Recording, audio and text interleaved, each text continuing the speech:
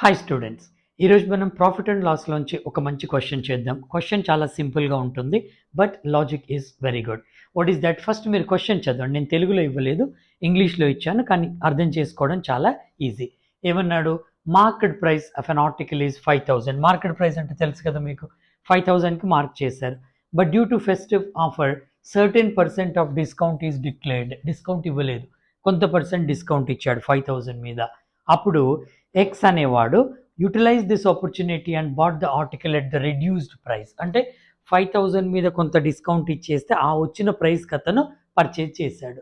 చేసిన తర్వాత దాన్ని మళ్ళీ అమ్మాడు. ఎంతకి?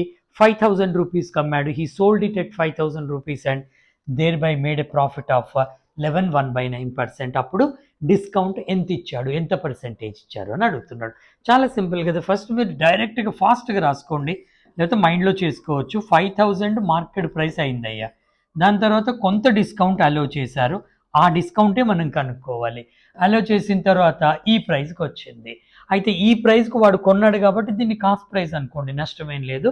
ఇక్కడ కొన్న తర్వాత మళ్ళీ దాన్ని ఏం చేశాడు వాడు? 5,000కి అమ్మేసుకున్నాడు. 5,000 ఏమైంది మనకి? సెల్లింగ్ ప్రైస్ అయింది.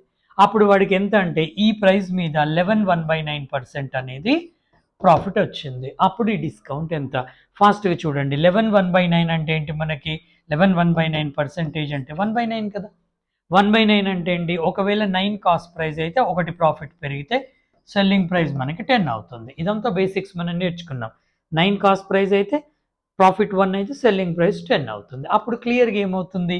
10 పార్ట్స్ 5,000 అవుతుంది. అంటే 10 పార్ట్స్ ఈక్వల్ టు 5,000 అయితే నా కాస్ట్ ప్రైస్ కావాలి. ఇక్కడ 9 పార్ట్స్ ఎంత అన్నాడు.